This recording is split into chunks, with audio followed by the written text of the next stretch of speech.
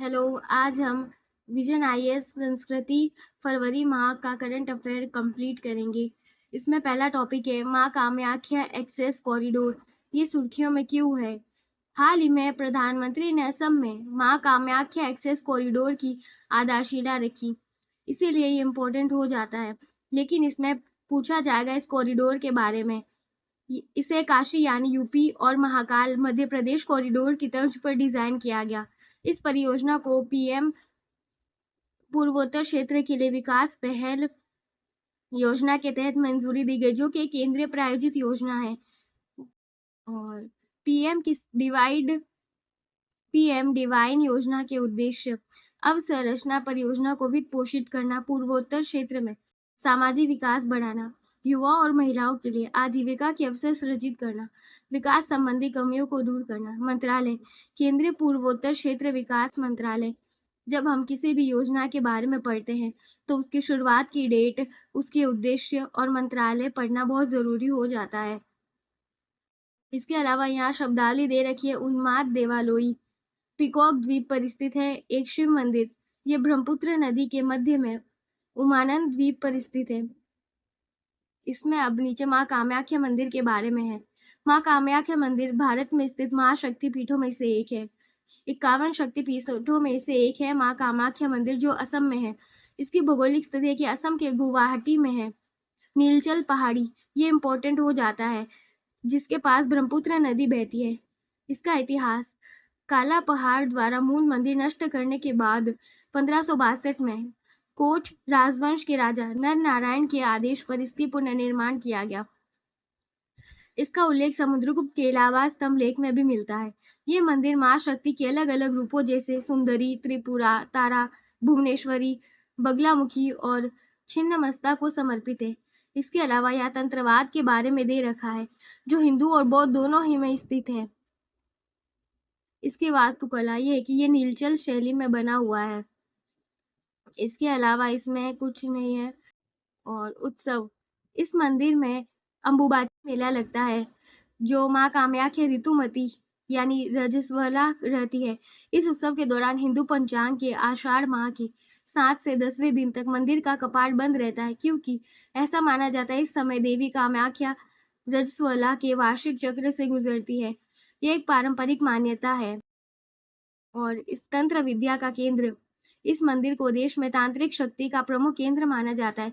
इसे 3 प्रमुख धाराओं में बांटा गया, आगम, निगम और यामल। आगम यानी ज्ञान को शिव की उक्ति माना जाता है।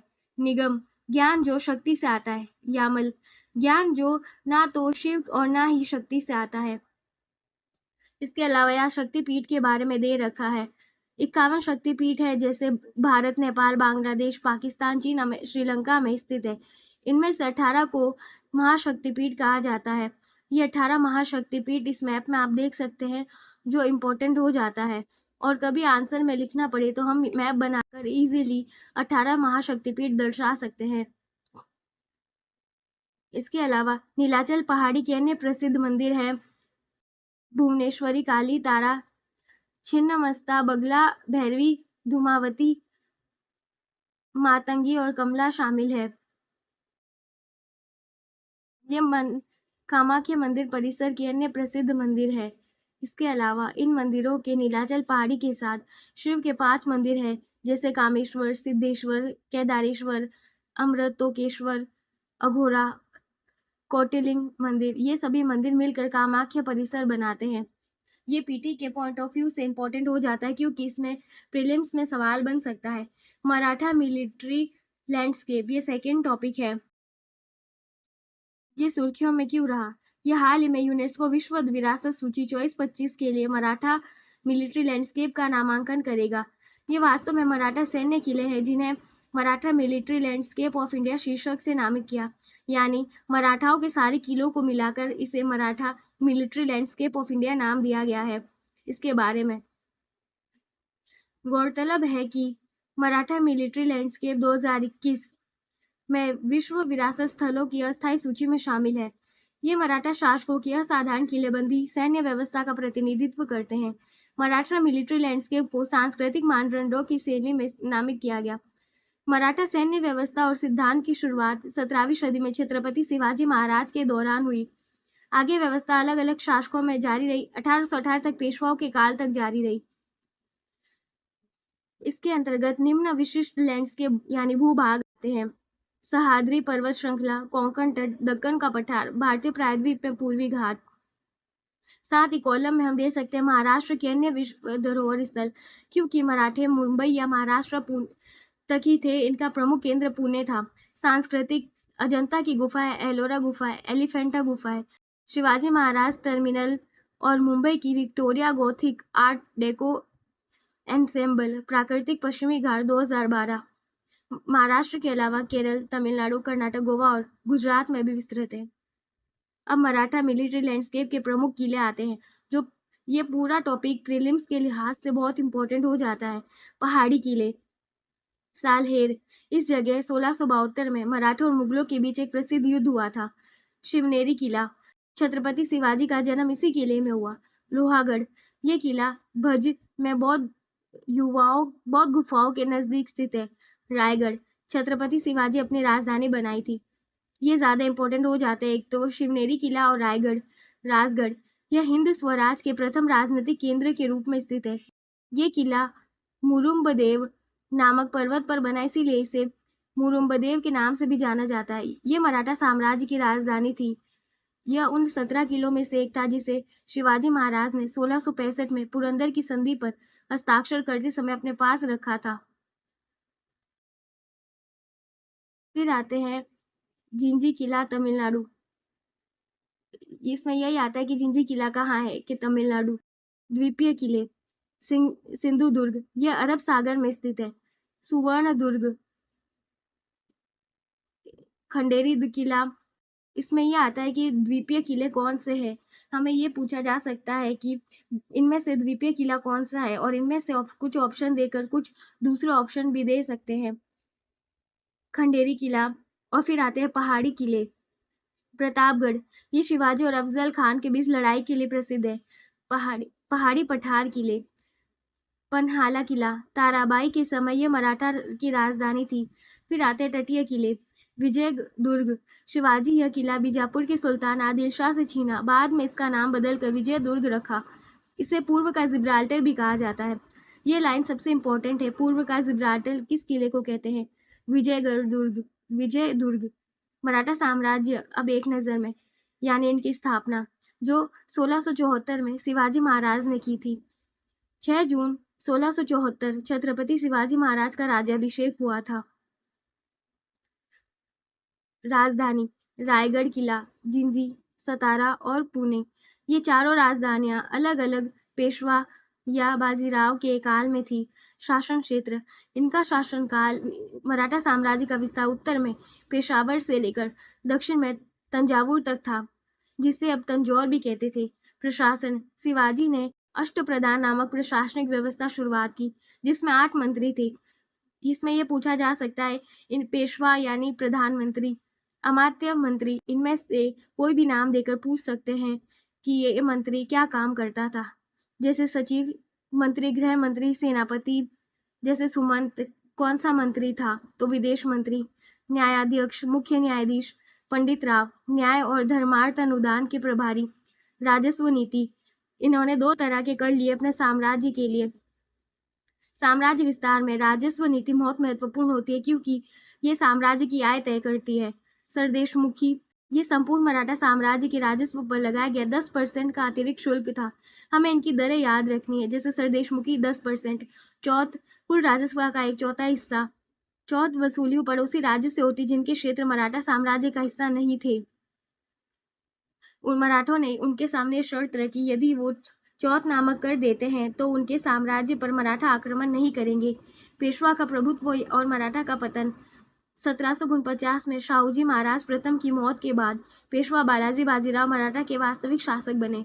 पानीपत के तीसरे युद्ध 1761 में अहमद शाह अब्दाली के खिलाफ हार के साथ पेशवा का पतन हुआ। अंत में मराठा साम्राज्य अंग्रेजों के अधिकार में चला गया। अब ये विश्व धरोहर स्थलों के बारे में। यूनेस्को की धरोहर सूची में शामिल संरचना इसमें शामिल की जाती है। ये स्थल 1972 के वर्ल्ड हेरिटेज कन्वेंशन के तहत शामिल होते हैं। बस इसमें इतना ही जानना है। फिर आता है भारत रत्न अवार्ड। ये सुर्खियों में क्यों? हाल ही में पीवी नरसिम्हा राव, चौधरी चरण सिंह, एमएस स्वामीनाथन, लाल कृष्ण आडवाणी, कर्पूरी ठाकुर को भारत के सर्वोच्च नागरिक सम्मान यानी भारत रत्न से सम्मानित किया गया है।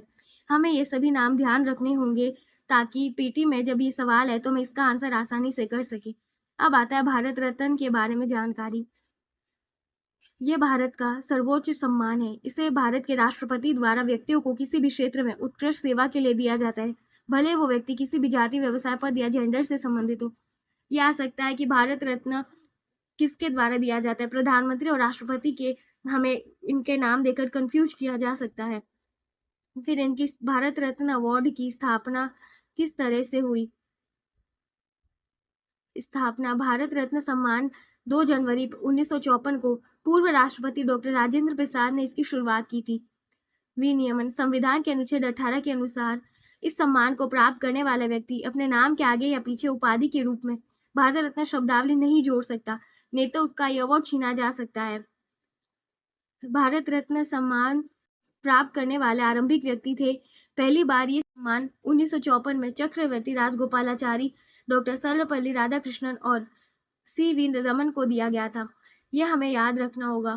ये सम्मान दूसरे देशों के नागरिकों को भी दिया, जैसे Mother Teresa, Khan Abdul Ghaffar Khan, Nelson Mandela, जिसे विदेशियों को भी दिया गया। अन्य तथ्य, आरंभ में यह सम्मान व्यक्ति के मरणोपरांत नहीं दिया गया। हालांकि 1966 में लाल बहादुर शास्त्री को यह सम्मान उनकी मृत्यु के बाद दिया गया। तब से मरणोपरांत भी दिया जाता है। यह हमें याद रखना होगा कि मरणोपरांत यह अवार्ड देना कब शुरू किया गया, 1966, और पहला किसे दिया? लाल बहादुर शास्त्री जी को। 2014 में सचिन तेंदुलकर को भारत रत्न सम्मान दिया गया।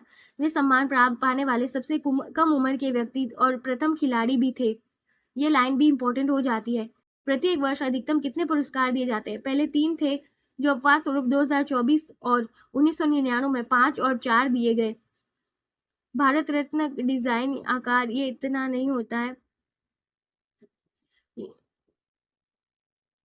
यह हो सकता है कि इसका निर्माण कोलकाता की अलीपुर टकसाल में किया जाता है, और यहाँ भारत रत्न अवार्ड का फोटो भी दे रखा है। पीवी नरसिम्हा राव के बारे में, इनका व्यक्तिगत जीवन से ज्यादा राजनीतिक सफर महत्वपूर्ण है। ये 1971 से 1973 तक आंध्र प्रदेश के मुख्यमंत्री थे। साथ ही 1991 से छिन्नों के बीच भारत के प्रधानमंत्री रहे। उनका कार्यकाल आर्थिक राजनयिक पहलों के लिए जाना जाता है। इनके सुधार, आर्थिक सुधार, उन्होंने भारत में लाइसेंस राज की व्यवस्था को खत्म किया और आर्थिक उदारीकरण की नीति को अपनाया। संवैधानिक सुधार, 73 और 74वें संविधान संशोधन किए गए, जिसके तहत शासन का विकेंद्रीकरण, स्थानीय निकायों को सशक्त बनाया गया। यह इनका सबसे इंपॉर्टेंट सुधार हो जाता है जो पूछा जा सकता है।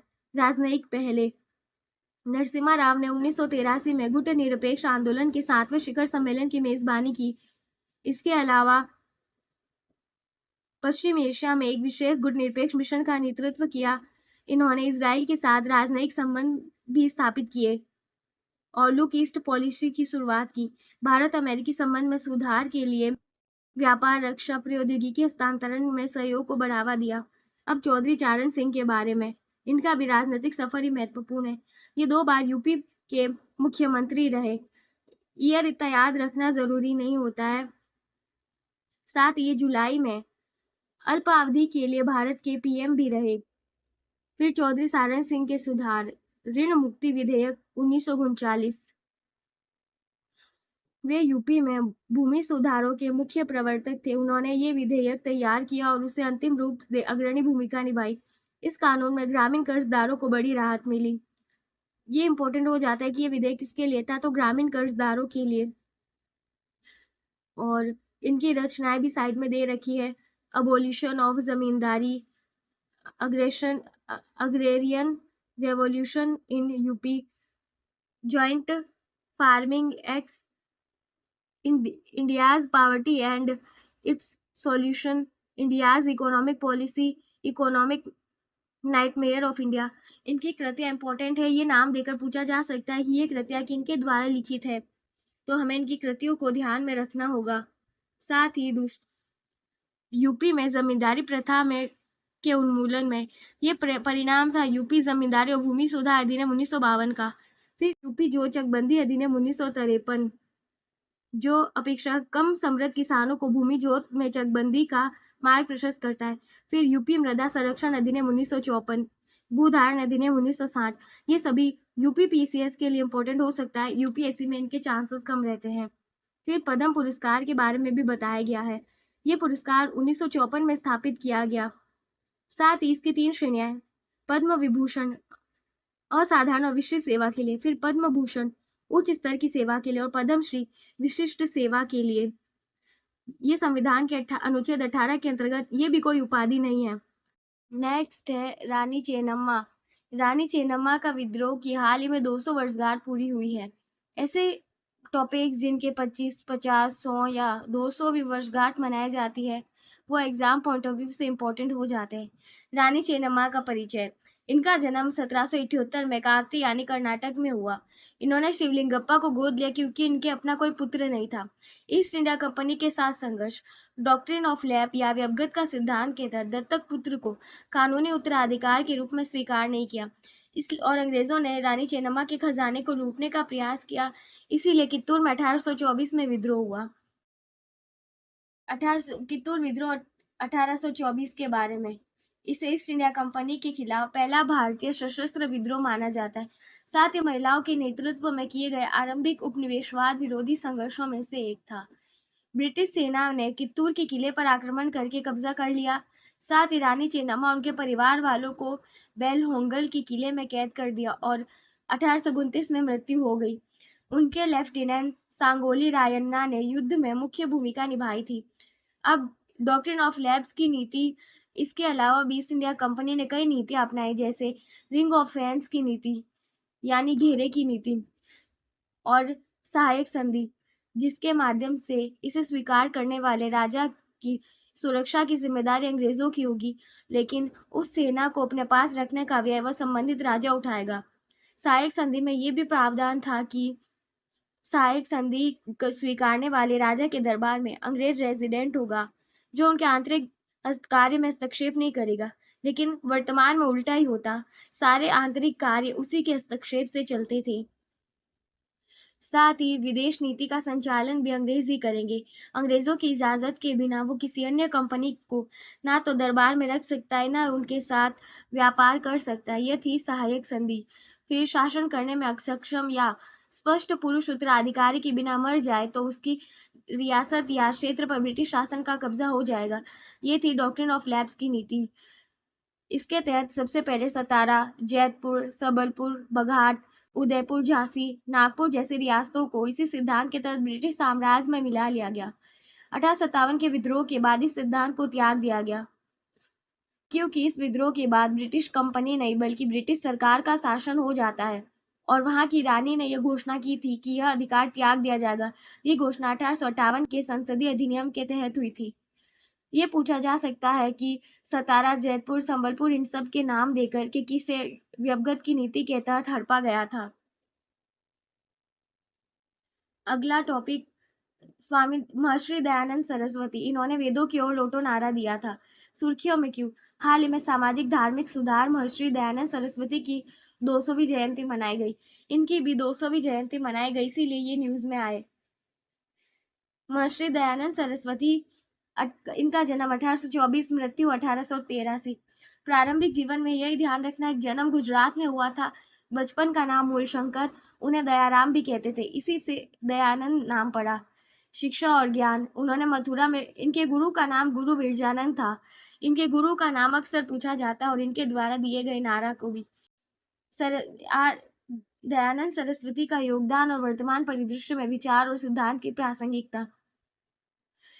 हाल ही में जो मेंस में क्वेश्चन आया था, गांधी जी और बी आर अम्बेडकर थे, शायद कि उनकी शिक्षाओं के गांधी जी और रविंद्रनाथ टैगोर की शिक्षा में क्या अंतर था, तो उस तब से ये सब दार्शनिकों के या विद्वान, सामाजिक धार्मिक सुधारक, इन सभी के प्रासंगिक विचारों की प्रासंगिकता भी बताई जा रही है।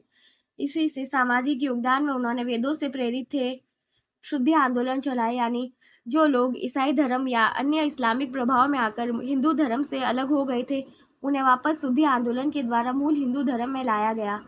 1875 में आर्य समाज की स्थापना की। ये सुधारवादी संगठन था। पहली इकाई मुंबई में स्थापित की, बाद में इसका मुख्यालय लाहौर ले गए। ये बहुदेववाद, मूर्ति पूजा इत्यादि के विरोधी थे। बाल विवाह का विरोध किया। साथ ही इनकी प्रासंगिक इन सभी विचारों की अब वर्तमान में प्रासंगिकता ये हुई, अंधविश्वास जैसी कई कुप्रथाओं की आलोचना हुई, कई अभी भी प्रचलित थी। ये कुप्रथा वैज्ञानिक सोच के खिलाफ है। दयानंद सरस्वती ने इसीलिए विचारों को प्रसार करके लोगों को जागरूक किया। विधवा विवाह के विचार का समर्थन किया, विधवा पुनर्विवाह स्वीकारते थे। फिर आती है शिक्षा। इन्होंने गुरुकुल में कन्या स्कूल की स्थापना की, जिसे गुरुकुल कांगड़ा कहते हैं। 1886 में अपना उद्देश्य पूरा करने के लिए दयानंद एंग्लो वैदिक स्कूल की स्थापना की। पहला दयानंद एंग्लो वैदिक स्कूल लाहौर में खोला गया, जिसके प्रधानाध्यापक महात्मा हंसराज थे। उनके शिक्षा संबंधी विचार की प्रासंगिकता थी कि शिक्षा सभी के लिए सुलभ हुई, समाज के विकास में महत्वपूर्ण भूमिका निभाई। राजनीतिक चेतना। उन्होंने राष्ट्रीय जागृति को बढ़ावा दिया। 1876 में भारतीय के लेह के रूप में स्वराज का आह्वान किया। तो राष्ट्रीय जागृति का विचार आज भी प्रासंगिक है, लेकिन इसका उद्देश्य बदल गया है। फिर साहित्यिक रचना। इन्होंने सत्यार्थ प्रकाश, संस्कार विधि, यजुर्वेद भाष्यम, वेद भाष्य भूमिका लिखी। उन्होंने आर्य पत्रिका नामक पत्रिका भी लिखी थी। उनकी साप्ताहिक रचना आज भी प्रासंगिक है। ये उनके विचारों को जन जन तक पहुंचा रही थी। इसके अलावा संक्षिप्त सुर्खियां। संक्षिप्त सुर्खियों से प्रीलिम्स में सवाल आते हैं, जो 2024 के पेपर में स्पष्ट रूप से देखा जा सकता है कि सुर्खियों से ही कल्चर के सवाल आए थे। परुवेत्ता उत्सवम। आंध्र प्रदेश के परुवेत्ता उत्सवम को यूनेस्को की अमूर्त सांस्कृतिक विरासत सूची में शामिल किया। पुरुवेत्ता शिकार करने की नकल का उत्सव है। मकर संक्रांति के अवसर पर अहोबिलम आंध्र प्रदेश में श्री नरसिम्हा स्वामी मंदिर में होता है। लगभग 40-45 दिन तक चलता है। अहोबिलम पूर्वी घाट में नल्लामाला वन के बीच अवस्थित है। यहाँ विष्णु के नरसिंह अवतार नरसिम्हा की पूजा होती है। यह 108 दिव्य देशम के में से एक है। तो ये तो पूरा इंपॉर्टेंट हो जाता है। फिर आता है होरी हब्बा। कर्नाटक में होरी हब्बा खेल के दौरान रिपोर्ट की गई हताहतों की संख्या खेलों में जानवर मनुष्य की सुरक्षा के बारे में चिंताएं पैदा करती है। होरी हब्बा ये कर्नाटक में खेला जाने वाला एक खेल है, जिसमें हाल ही में मानव और पशु दोनों की सुरक्षा के लिए चिंताएं जताई गई। होरी हब्बा को हट्टी हब्बा भी कहते हैं। ये कर्नाटक के ग्रामीण क्षेत्र में होता है। सजे हुए बैलों को भीड़ के बीच दौड़ाया जाता है, जिसे कुछ लोग पकड़ने की कोशिश करते हैं। ऐसे ही कुछ खेल ये है कि जल्लीकट्टू। ये तमिलनाडु में पोंगल के दिन आयोजित होता है, बैल दौड़ भी कहते हैं। फिर आता है कंबाला। तटीय कर्नाटक में आयोजित होता है। ये इसमें भी भैंस को दौड़ाते हैं। मुर्गों की लड़ाई। ये आंध्र प्रदेश में होता है। बुलबुल की लड़ाई माघ बिहू के दौरान असम में आयोजित की जाती है। बैलगाड़ी दौड़ महाराष्ट्र, कर्नाटक, तमिलनाडु जैसे राज्यों में आयोजित होती है। फिर आता है कुटिया कौंध जनजाति। ये कहाँ की है? ये जनजाति ओडिशा का विशेष रूप ओडिशा की है, जिसे पीवीटीजी का दर्जा प्राप्त है। वर्तमान में 75 पीवीटीजीज है। ओडिशा में सबसे ज्यादा 13 है। समाज और संस्कृति। परिवार पैतृसत्तात्मक। प्रकृति की पूजा, भैंस की बलि का अनुष्ठान करते हैं। इस अनुष्ठान को केडू कहते हैं। यह आ सकता है कि केडू केडू को लेकर सवाल बन सकता है। धरती माता को प्रसन्न करने के लिए एक पशु बलि होती है। कृषि। स्थानांतरित या स्लैश एंड बर्न कृषि प्रचलित है। ये डोंगर चास या पोडू चास भी कहते हैं। ग्रंथम अभिलेख। तमिलनाडु में कंगायम के नजदीक 11वीं सदी के ग्रंथम अभिलेख और 16वीं सदी के तमिल अभिलेखों की खोज हुई है। ग्रंथ एक लिपि है। तमिलनाडु में प्राकृत और संस्कृत भाषाओं की इसी लिपि में लिखा गया है। इस लिपि की उत्पत्ति पल्लव काल में महेंद्र वर्मन के तिरुचिरापल्ली शैलकृत गुफा और अन्य गुफा मंदिर के अभिलेखों से जुड़ी है। ग्रंथ लिपि के अन्य अभिलेख है नरसिंह वर्मन के मामल्लपुरम और कांची कैलाशनाथ मंदिर के अभिलेख, पांड्य वंश के नेदुंजादेयन के अनेमलाई अभिलेख, तंजावुर के चोलों के अभिलेख आदि। ज्ञानपीठ पुरस्कार। 58वें ज्ञानपीठ पुरस्कार की घोषणा हुई। ये पुरस्कार जगद्गुरु स्वामी रामभद्राचार्य संस्कृत और गुलजार उर्दू को दिया जाएगा। ज्ञानपीठ पुरस्कार के बारे में 1965 में हर साल भारतीय ज्ञानपीठ दिया जाता है भारतीय साहित्य के उत्कृष्ट योगदान के लिए। इसकी स्थापना 1944 में हुई थी। साहित्यिक संगठन और प्रकाशकों में से एक है। इसे भारत में सर्वोच्च साहित्यिक पुरस्कार मानते हैं। ये लाइन ध्यान रखनी होगी कि भारत में सर्वोच्च साहित्यिक पुरस्कार कौन सा है। तो ज्ञानपीठ पुरस्कार, ये पुरस्कार भारतीय भाषा, अंग्रेजी और साहित्य में लेखन के लिए दी जाती है। ये पुरस्कार राष्ट्रपति या पीएम या अंतर्राष्ट्रीय हस्तियों द्वारा दिया जाता है। यहाँ ये संक्षिप्त सुर्खियाँ समाप्त होती है और आज का वीडियो भी।